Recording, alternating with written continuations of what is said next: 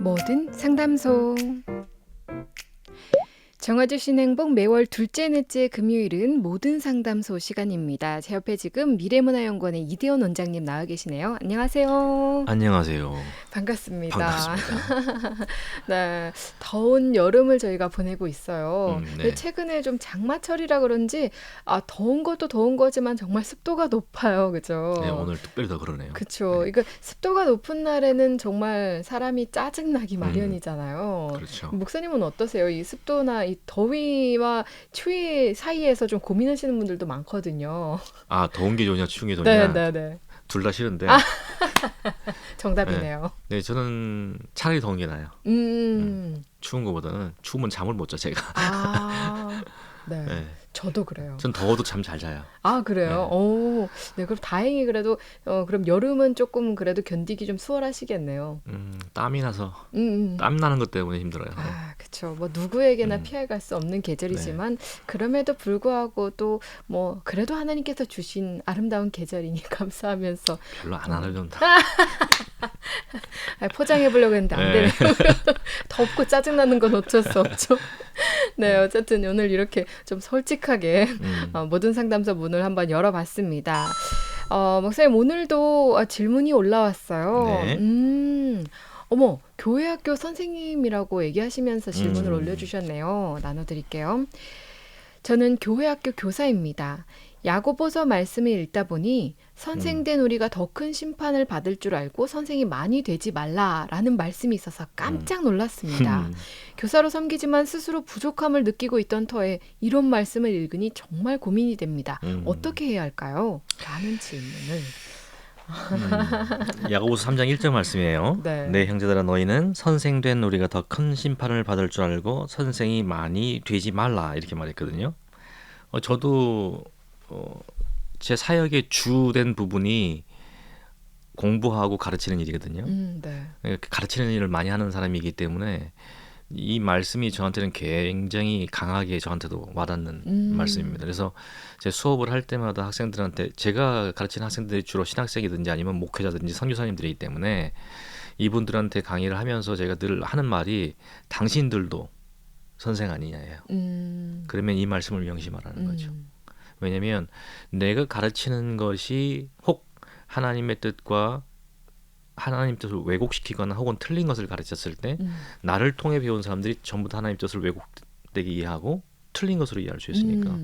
그러니까 그런 의미에서 선생된 자가 받을 심판이 더 크다는 말씀이 얼마나 교사들에게 사실은 굉장히 뭐랄까요, 무게감 있게 와닿고 부담스럽게 와닿는 건 굉장히 당연한 것 같아요. 근데 저는 이런 말씀을 드리고 싶어요. 오늘 이 질문하신 분에게 참 귀하시다. 참 귀하시다. 이런 말씀을 먼저 드리고 싶어요. 왜냐하면은 이 질문에도 그만 그랬잖아요. 야고보서 말씀을 읽다 보니 이 자체로 벌써 말씀을 묵상하고 계시다는 뜻이잖아요. 너무 귀한 거예요. 솔직히 현대 기독교인들 중에서 성경을 가까이 묵상하는 분이 얼마나 될까요? 별로 안 될 것 같아요.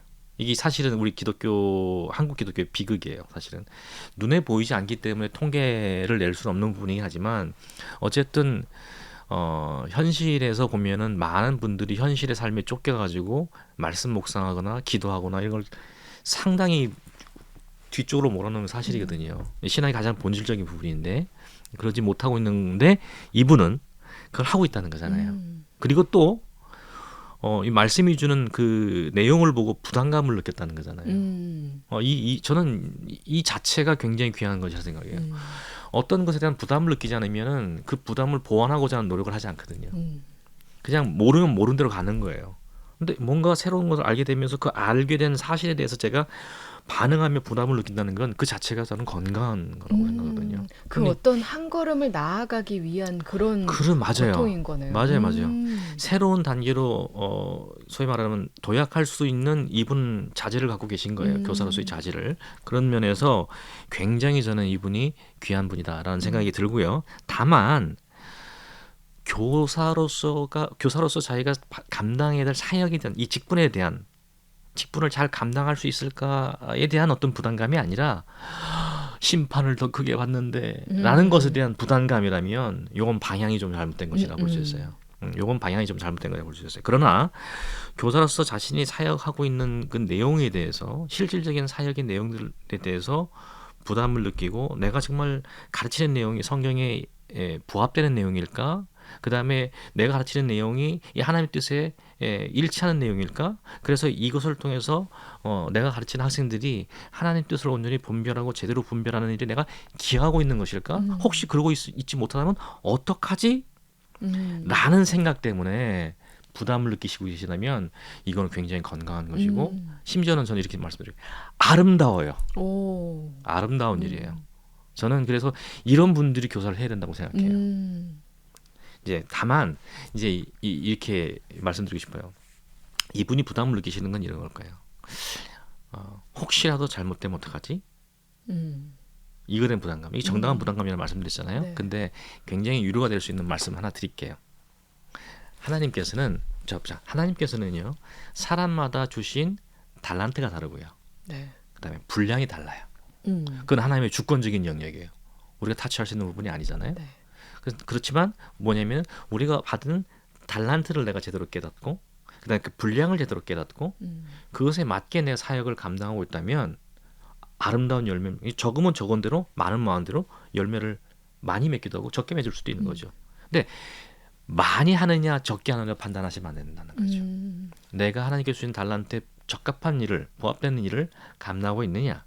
그 다음에 내가 할 수 있는 소양과 내 능력 범위 내에서 최선을 다하고 있느냐. 그러니까 쉽게 말씀드리면 뭐냐면 하나님은 우리에게 완전한 것을 요구하지 않으신다는.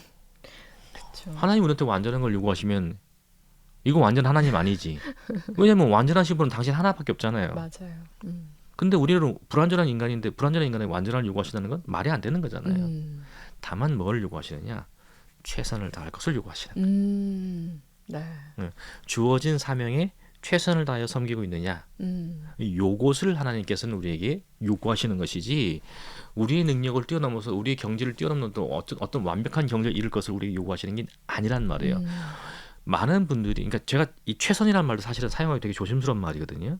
그러니까 최선이라는 말을 하다 보니 어떤 분들은 자기가 일상에서 감당하는 일들 지금 하고 있는 일상에서 감당해야 될 일들이 있거든요. 예컨대 저는 이제 학교에서 선생으로서 네. 감당해야 될 일도 있고 가정에서 아버지로서 감당해야 될 일도 있잖아요. 그다음에 또 연구원에서는 또 우리 그 연구원 식구들이 감당해야 될 일도 있고 또 지금처럼 제가 어제 특별한 그 초청회에서 특강을 해야 될 때가 되면 그분들에 대한 책임감이 있는 거잖아요. 감당을 해야 돼요. 최선을 다해서 감당해야 되죠. 근데 내가 지금 교사로서 이 일을 최선을 다해서 감당해야 된다는 이 압박감 때문에 다른 것들은 전부 다 뒤로 밀어놓고 여기에만 몰두하고 있는 거. 이건 최선이 아니죠. 자기의 지경과 감당을 달란트를 뛰어넘는 넘어서는 무리하는 거죠. 이걸 되게 조심할 필요가 있다는 거예요. 네. 그래서 교사뿐만 아니고 정말 많은 교회 일을 하는 분들이 이런 부분 때문에 어려워하시는 것 같아요. 맞아요. 예. 왜냐하면 내 삶은 하나님께서 주신 내 삶을 최선을 다하는 것도 하나님 기뻐하시는 일이잖아요. 근데 그것을 넘어서 뭔가 무리해서 해야만 한다, 완벽해야만 한다 이런 생각들을 좀 내려놔야 될 필요가 맞아요. 있는 것 같아요. 그 되게 중요한 지적인 것 같아요. 이 사실은 내가 그 교수로서 혹은 아버지로서 원장으로서 초청 강사로서 사역하는 이것도 하나님의 사역이에요. 그렇잖아요. 이것도 사역이에요. 그렇죠. 교사로서의 일만 사역이 아니라 이 모든 것들이 사역이라는 거죠. 그렇기 때문에 어떤 사역이 더 중요하고 어떤 사역이 더 경하다. 이런 판단은 함부로 내릴 수가 없는 거죠. 다만 시기에 따른 우선순위로 조정해야 될 것들은 분명히 있어요. 그러나 예컨대 이런 거죠. 오늘 여름 성경학교 할 때가 됐다. 그러면 아무래도 시간을 더 투여해야 되잖아요. 이건 미리 준비를 해야 되는 거죠. 미리. 그 다른 것들에 대한 조정을 하고 하는 것들을 해야 되는데 이것 자체에 대한 몰입감 때문에 이것 자체에 대한 내가 막 부담감 때문에 다른 건 다 제껴놓고 여기만 일한다. 그러면 안 되죠. 예컨대 신앙 좋은 아내가 교회에 너무 충성하다 보니까 가정을 소홀해. 그러니까 불신자 남편이 얼마나 열받겠어요. 네? 남편이 나를 사랑하는 거 맞아? 당신이 이 집안을 돌보는 그 주부가 맞아? 이러고 치고 들어올 거 아니에요. 근데 이분도 뭘 느껴요?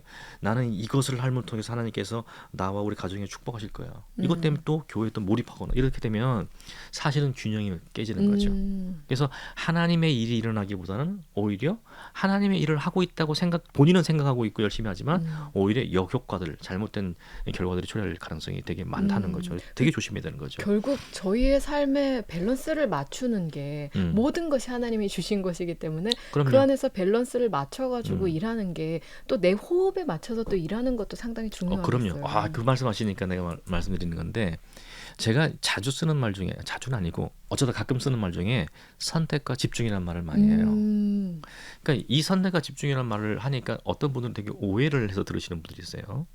그래서 뭐 어떤 효과를 최대한으로 끌어올리기 위해서 남은 것들을 다 하고 배제하고 선택해야 된다. 뭐 이런 식으로 많이 사용되어 왔기 때문에 그런 식으로 오해를 하시는 분들이 많은데 그런 차원이 아니고요. 제가 말하는 선택과 집중은 뭐냐면 앞전에 제가 말씀드렸듯이 하나님께서 내게 주신 달란트가 무엇인가, 그다음에 분량이 무엇인가, 이것을 그러니까 쉽게 말하면 소크라테스가 한 말이죠. 너 자신을 알라. 나를 아는 거예요. 나를.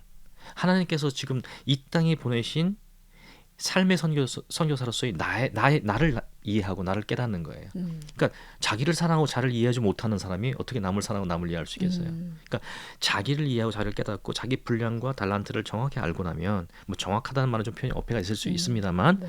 이해하고 나면 그 정해진 분량 안에서 최선을 다하라는 거죠. 열심히 있으라는 거죠. 분량을 넘어서는 건 뭐야? 이거는 뭐냐? 과부하잖아요. 그러니까 그런 저는 그래서 말씀에도 그런 말이 있죠. 그 주신 거에 따라서 일을 하라는 말이 있잖아요. 그러니까 그런 것들이 그렇게 조화롭게 일을 하면 많이 가졌다고 적게 가진 자를 폄하하지 않고 적게 가진 자가 많은 자를 우러러서 막 떠받들 이런 일들이 없어지는 거죠. 서로의 지체가 서로 조화롭게 서로를 인정하는 가운데서 적으면 적은대로 많은 데를 인정하면서 뭐죠? 이게 아름다운 지체로서의 몸으로서의 교회의 모습이 형성되는 거잖아요. 이런 사역들이 일어나야 된다는 말씀을 드리고 싶어요. 그래서 사실상 있잖아요. 이걸 좀 아셨으면 좋겠어요. 우리 교사를 사역을 하시니까 내게 주어진 분량대로 내가 최선을 다해서 하나님과 내게 주어진 사람들을 섬길 때 하나님께서는 나를 통해서 내 이상의 분량으로 역사하세요. 그게 너무 신기한 거예요. 그래서 많은 신앙의 선조들도 그다음 이 시대에도 많은 신앙생활을 올바르게 하시는 분들 중에 이런 고백을 하잖아요. 너무 놀랐다는 거예요. 이게 어떻게 안 될 일인데 되더라는 거예요. 됐더라는 거예요. 네. 그래서 이런 분들의 고백 중에 뭐냐면 내가 하지 그러니까 분명히 자기가 한 게 맞아. 남들 볼 땐 객관적으로 자기가 한 게 맞아. 근데 이분들의 고백은 뭐냐면 내가 한 게 아니에요. 왜냐하면 나를 아는 거예요. 그러니까 자기도 놀라는 거예요. 그러니까 뭐죠? 온전히 사람들의 말을 하나님께 영광을 돌리는 방향으로 돌리죠. 이건 하나님 하신 거예요. 내가 한 게 진짜 아니에요. 에이 아닙니다 진짜로. 그러니까 이런 역사를 맛보는 거예요. 그러니까 좋은 교사가 된다는 얘기는 뭐냐면 실질적으로 내가 얼만큼 잘 가르치는 지식적으로만 잘 전달했느냐 이것을 넘어서서 내가 가르치는 학생과 내가 하나님의 역사를 경험하고 있느냐는 거예요. 그게 없이 신앙생활할 이유가 없잖아요. 그렇죠? 이런 분들에 대해서 좀 오늘 제가 드리는 말씀이 이 질문하신 분들에게 조금은 위로가 되고 그 다음에 또 새로운 생각들을 하는 계기가 됐으면 좋겠다는 생각이 듭니다. 그러니까 제가 오늘 이 좋은 교사가 되기 위해서는 두 가지를 해야 된다는 말씀을 드리고 싶어요. 뭘까요? 두 가지를 해야 된다. 살짝 왜 긴장이 되죠? 아니. 살짝 뜸을 들이시는 것 같아요. 아니. 이게 제가 늘 하는 말이에요. 하는 말인데 공부. 물론 공부도 들어갑니다. 공부도 들어가야 되는데 좋은 교사는 질문이 많아야 돼요. 자기가 그러니까 질문이 있어야 공부도 하죠. 맞아요. 그죠? 해답을 구하기 위해서 공부하는 거잖아요. 그러니까 그러니까 좋은 교사는 신앙에 대해서 삶에 대한 질문들이 많아야 됩니다. 내가 가르치는 학생들에 대한 질문도 많아야 돼요. 네. 그러니까 무조건적으로 예전에는요. 소위 말해서 이 말씀을 전하는 일을 선포한다는 식으로 얘기를 했어요. 그러니까 일방적으로 쏟아내는 거야. 네가 듣든지 말든지. 그러니까 뭐 때를 어떤지 못하든지 난 말할게. 듣든지 말든지 이런 식의 어떤 태도였거든요. 근데 전 이런 태도가 말씀을 전하는 한 가지의 태도의 한 부분인 건 맞아요. 그러나 그거 못지않게 중요한 다른 부분이 있다는 걸 명심해야 되거든요. 그것이 뭐냐면 말씀을 가지고 저들을 설득할 수 있어야 돼요. 일방적으로 뱉어내는 것보다 설득할 수 있어야 돼요. 그러니까 설득의 전제 개념이 뭘까요? 설득하기 위해서는 질문. 나 혼자 막 하는 게 아니라 대화가 있어야 되잖아요. 공감하고. 상대방도 주고받는 게 있어야 되잖아요. 네네. 그죠? 근데 내가 주고받는 걸 상대방과 말을 서로 대화를 주고받는 걸 잘하려면 또 전제 조건이 뭐냐면 내가 상대방을 많이 이해하고 알면 알수록 대화의 폭을 넓혀가고 깊게 그 사람을 끌고 들어갈 수 있는 능력이 생기는 거잖아요. 그렇죠. 그러니까 자기 자신에 대한 질문, 진리 하나님 말씀에 대한 질문, 그러니까 신앙에 대한 질문, 그다음에 내가 가르치는 학생들의 삶에 대한 질문, 그들의 삶의 고민에 대한 삶의 즐거움에 대한 고민들이 녹아져 있어야 돼. 그 질문이 있어야 되는 거예요. 그러니까 질문을 하고 질문에 대한 나름대로의 해답을 갖고 있고, 그다음에 이런 것들을 갖고 있는 교사와 일방적으로 내가 가르치는 데만 열중하는 교사는 굉장히 다릅니다. 더군다나 요즘의 세대는 MZ 나아가서는요. 알파 세대라는 말가 나오거든요. 알파 세대는 지금 2011년에서 2015년 사이에 태어난 지금 초등학생들이죠. 지금 초등학생들을 알파 세대라고 불러요. 그러니까 MZ 알파 이 세대로 점점 갈수록 점점 이 친구들의 사고 방식은 디지털화 되거든요. 네. 디지털식 사고 방식에 익숙해져 가요. 근데 이런 사고 방식에 익숙한 사람들은요. 일방적인 자기에게 교훈하는 사람들을 뭐로 취급하냐면 요즘 유행하는 말로 꼰대 취급해요. 안 들어요. 뭐냐면 내가 자유롭게 질문할 수 있어야 되고요. 내가 궁금한 걸 저 사람이 받아줘야 되고요. 그 다음에 또 저 사람과 나하고 대화가 돼야 돼요. 그러니까 대화 가운데서 교훈을 얻어요. 그러니까 이걸 추구를 해요. 그러니까 일방적인 쏟아내는 말들을 앉아서 듣는 것들을 안 좋아해요. 왜 그럴까요? 그렇게 살아왔기 그렇죠. 때문에. 디지털이라는 것 자체가 뭐 간단하게 게임만 하면요. 게임은 요즘은요. 예전에 우리 어렸을 때 게임은 뭐냐면 프로그램화 된 거예요. 키면 100만 점 갈 때까지 그 움직임이 이렇게 갈 게 정해져 있어요. 이미 프로그램 되는 거죠. 그걸 따라가는 거를 그러니까 내가 주어진 프로그램들을 얼마큼 잘 수행하느냐에 따라서 그 점수가 결정됐잖아요. 지금은 뭐냐면 상방간 기계하고 나고 이 쌍방간의 어떤 그 교류를 할 뿐만 아니라 그 안에서 같이 게임을 하는 수많은 사람들과 같이 협업을 해요. 그러니까 이게 삶으로 체화돼 있고 그게 자신의 사고방식과 가치 체계로 굳어진 친구들이에요. 그러니까 그런 친구들에게 일방적인 가르침만 내어쏟는다면 이 친구들은 듣지 않죠. 그러니까 내가 너를 얼마나 이해하고 심지어는 뭐냐면 교사가 배울 수도 있어야 돼. 맞아요. 물어보고 학교 학생부터 배워야 돼요. 아, 그런 좋은 아이디어네. 그럼 그걸 하기 위해서는 내가 어떻게 하면 좋을까? 이렇게 물어봐야 돼요. 그러면 이 아이들은 너무 신이 나요.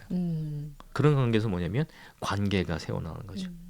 관계 없는 교사 학생은 어떤 의미가 있을까? 의미 없습니다. 그렇죠. 그래서 지금 이전에 우리가 어렸을 때 배워온 세계에 익숙한 교사들은 무조건적으로 질문하지 마. 질문을 싫어해요. 이런 식의 때라죠. 심지어는 이런 말도 하죠. 야, 보지 않고 믿는 게 그게 진짜 믿음이라고 그랬는데 그냥 이게 하나의 말씀이니까 그냥 듣고 따르고 순종하고 그냥 믿어. 이렇게까지 말하는 경우가 있어요. 근데 정말 죄송한 얘기지만 그 맹신을 강요하는 거예요. 신앙을 설득하는 것이 아니라 맹신을 강요하는 거예요. 하나님은요. 그런 신앙을 우리에게 요구하지 않으세요. 구약 성경부터 한번 보세요. 얼마나 하나님의 애타게 이스라엘 백성들에서 말씀하시는가. 대화를 요구하시고 때로는 명령하시고 설득하시고 때로는 말 안 들으면 볼따기도 때리고 다시 회복되면 다시 제자리 갖다 놓고 내가 너를 위해서 뭘 하니 너무 사랑한다고 그러고 그러니까 어떻게 보면 우리 인간 부모님하고 비슷한 태도를 성경의 하나님에서 볼 수 있거든요. 그러니까 우리가 정말 신앙의 논리를 제대로 이해하면 성경의 논리를 제대로 이해하면요. 우리가 논리적으로 이성적으로 이해 못할 진리는 없어요. 그러니까 뭐냐면 상대방이 이해할 수 있도록 가르쳐야 될 거 아니에요. 무조건 맹신을 강요하는 건 성경이 우리가 가르치는 도리는 아니다. 아무래도 세대가 다르기 때문에 네. 사실 그런 것들을 우리 학생들을 가르치는 교사들은 좀 그런 것들을 많이 염두에 둬야 될 것 같아요. 왜냐면 각자 살아온 세대에 맞는 방식으로 행동하고 말하고 네. 이런 경우가 많잖아요. 근데 그런 부분에서 학생들이 이해 못하는 경우들도 말이 안 통한다라고 생각하는 경우들도 많이 말이 안 생기는 것 통할 같아요. 뿐만 아니라 교회 오는 것 자체가 지루하죠. 그러니까 교회 가자 그러면 이렇게 되는 거예요. 그러니까 이게 물론 그러니까 이전 세대는요. 이전 세대에 맞는 문화적인 어떤 그다음에 삶의 습속들이 있었어요. 그러니까 그게 충족됐기 때문에 교회가 부흥할 수 있는 여지가 있었는데 지금 세대에 맞는 삶의 방법과 사고의 유형과 가치 체계가 있단 말이에요. 그러면 그것에 부합할 수 있게 이거는 사람에게 맞추라는 얘기가 아니에요. 변하지 않는 복음은 어떻게 변화하고 있는 문화 속에 살아가는 사람들에게 적절하게 전달할 것인가의 문제인 거예요. 그러니까 변하는 걸 무시하면 안 된다는 거죠. 변하지 않는 건 진리밖에 없어요. 이게 변하지 않는 진리를 어떻게 끊임없이 변하고 있는 이들의 삶 속에 이들의 가치 속에 녹여낼 것인가. 이거 정말 중요한 숙제거든요. 근데 이런 노력을 하지 않고 과거의 방식에 얽매여 있고 내가 갖고 있는 사고체계나 유형에 굳어져 버리면 이건 좋은 교사로서의 역할을 할 수가 없는 거죠. 그런 의미에서 질문을 많이 하십시오라고 하는 거예요. 공부는 그 다음 단계예요. 네, 이거 말씀 듣다 보니까 이 오늘 질문 주신 분이 그 선생이 많이 되지 말라는 말씀 때문에 좀 깜짝 놀랐다고 말씀하셨잖아요. 근데 이런 부분에 대해서 좀 근본적인 해결 방법이랄까요? 하나님께 우리 아이들과 잘 소통할 수 있게 해주세요. 네, 제가 교사로서 많은 지식을 가지고 가르치는 것보다는 아이들과 소통하고 공감하고 하나님 마음으로 품어주는 교사가 되게 해주십시오라고 기도하는 게 조금 더 근본적인 기도가 아닐까 싶어요. 그럼요. 예. 내가 좋은 교사가 된다는 것은 설득력 있는 사람이 된다는 거거든요. 내가 갖고 있는 지식을, 내가 갖고 있는 신앙을 어떻게 설득력 있게 전달해야 되냐. 그러니까 좋은 교사라는 게 그런 거잖아요. 내가 좋아하는 것을 마구 주고 싶어하는 건 좋은 동기이지만 그것을 갖다가 상대방이 그걸 받는 사람이 기쁘게 받아야 되잖아요. 그래야 내가 갖고 있는 것이 저들의 것이 될 거 아니에요. 그죠? 네. 그게 교사인 거죠. 그러기 위해서 이제 다음 세대를 위해 기도하는 것. 그 다음에 다음 세대에게 맞게 나 자신이 좋은 교사로 서줄 수도 있게 기도하는 것. 그 다음에 그러기 위해서 말씀 묵상하고 또 그걸 이해하기 위해서 그 다음에 공부가 그다음 나오는 거예요. 공부하는 자세를 갖는 것. 우리 한국의 이 기성세대들처럼 자녀들에게 공부하라고 이렇게 많이 말하는 기성세대는 전 세계에 아마 없을 거예요. 인도 빼고. 인도가 우리보다 더 심하다고 얘기를 하는데 그래요. 네. 엄청나게 공부하라는 얘기 많이 하잖아요. 그런데 애들한테 공부하라 그렇게 말하면 본인들은 그렇게 공부 안 하는 사람들은 또 없을 거예요. 책 한 권 안 봐요. 1년 돼도. 그죠? 그 다음에 뭐 기껏해야 유튜브 나오는 동영상이 15분짜리 그고서는 막 아는 것처럼 얘기해. 부끄러운 일이에요. 그거는. 그분들이 15분 얘기하기 위해서 15,000시간 이상을 쓴 거란 말이에요. 15분 얘기하기 위해서. 그 내공을 가지고 하는 얘기를 갖다가 그 15분 얘기만 듣고 사람 맞으면 그걸 뭐 이렇게 지식으로 얘기하는 그거는 그렇게 하면 안 돼요. 그러니까 정말로 공부하는 자세를 가지고 탐구하는 자세를 가지고 질문하는 교사가 될 때 좋은 교사가 될 수 있다. 한 가지 제가 이제 시간 지났으니까 한 가지만 더 말씀드리면 아이들에게 내가 가르치는 학생들에게 질문을 많이 할 수 있도록 격려하라는 거예요. 내가 질문을 많이 해야 되지만 또 질문하게 격려하라. 그러니까 보통 내가 질문하게 격려하지 못하는 이유는 뭐냐면 제가 질문했을 때가 답변 못할까 봐 두려움. 네. 나의 무지가 드러날까 봐. 그런 경우 많거든요. 근데 솔직해야 돼요. 정직하게. 질문해서 제가 되게 중요한 질문 같은데 선생님이 지금 뭐라고 정확하게 답변 되겠지 지금은 안 나오네. 선생님이 일주일 동안 한번 그 답을 찾아보고 내가 다음 주에 얘기해줄게. 좋은 질문해서 고마워. 이러면 애가 막 우리 선생님 짱이야 최고야 이런 거예요. 그러니까 그러니까 내가 학생들 존경만 한다고 그러잖아요. 존경은요 내가 강요하는 게 아니에요. 상대방이 나한테 주는 거죠. 그러니까 그런 교사가 되는 거죠. 질문 많이 하는 교사, 그 다음에 질문을 장려하는 교사. 그리고 뭐냐면 하나님께서 내게 주신 달란트와 내 분량을 알고 거기서 최선을 다하는 사람. 음. 그 완벽을 기대하지 마십시오. 네. 완벽하려고 하지 마세요. 근데 정말 그런 부분을 교사로서 내려놓기 어려운 부분들이 많을 것 같아요.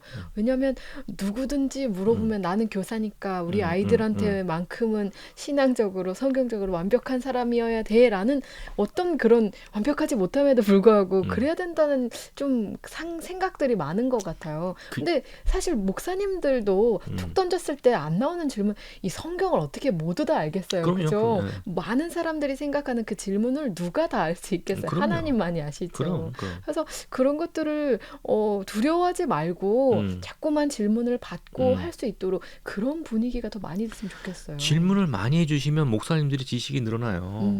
그다음에 못 보던 것들을 보게 되고요. 그거 굉장히 중요한 방법이거든요.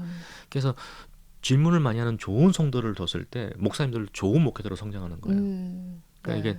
그게 불편한 게 아니라 사실은 나를 기르시는 하나님의 양육 방식이라고 생각하시면 훨씬 더 네. 긍정적으로 볼 수 있지 않을까 싶습니다. 저도 가끔 간혹 가다가 어린 친구들이 저에게 어떤 질문을 하거든요. 전 지금 유치부를 맡고 있는데 어떤 친구들이 이렇게 질문을 하면은 일단 이 아이들의 눈높이에서 이걸 어떻게 대답을 해줘야 될까 고민을 하면서 대답을 해주는데 그 질문한 친구가 그렇게 예쁘더라고요. 그럼, 훌륭한 목사님이시네. 네, 얼마나 그 질문을 한 마음이 평소에도 성경에 대해서 신앙에 대해서 그럼요. 하나님에 대해서 궁금해하고 있다는 그 마음이 너무 기쁘더라고요. 그래서 이 질문을 받는 이 기쁨이 상당히 좋다는 거 우리 선생님들 아시고 또 같이 이렇게 많이 공유하는 좋은 교사가 되면 참 좋겠어요. 저는 무조건 박수입니다. 그런 목사님들이 그런 목사님 되신다면 저는 뭐 최고의 목사님들이라고 생각해요. 네, 저야 뭐 당연히 어린 아이들이 아니 뭐 어린아이의 순수함도 있겠지만 네.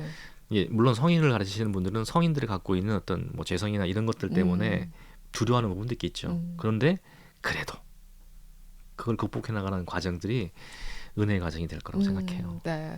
오늘 이렇게 교회학교 교사 선생님의 질문을 함께 들어봤습니다. 결론은 어쨌든 이런 말씀의 부담을 가지고 있는 분들은 참 좋은 분들이다. 그럼요. 굉장히 좋은 그리고 또 좋은 교사가 되기 위해서는 질문을 많이 할 수 있고 질문을 받을 줄 아는 그런 교사, 공부하는 교사. 결국은 뭐 결론은 또 공부하는 교사 또 포함이 되는데요. 공부는 뭐 우리 평생에 뭐 기본 전제 조건이죠. 네, 아니 저도 하루에 저도 제 무지를 깨우치기 위해서 별일 없어 하루 8시간 이상을 제 연구실에서 연구 공부하거든요. 네. 무식하기 때문에 일 깨우기 위해서. 네, 고개가 절로 숙여져. 아니요, 그건 뭐 누구나 마찬가지입니다. 네, 어쨌든 오늘 이렇게 귀한 질문에 답변 주셔서 감사드리고요. 뭔가 좀 힘이 나는 것 같아요. 이제 여름 시즌이라 사역들도 많아지고 있는데 그 안에서 우리 선생님들 모두 다 힘내셔서 승리하시고 더 멋진 하나님이 기뻐하시는 교사가 되었으면 좋겠습니다. 네, 목사님 오늘 함께 해주셔서 감사드립니다. 네, 고맙습니다. 네, 지금까지 미래문화연구원의 이대현 원장님과 함께했습니다.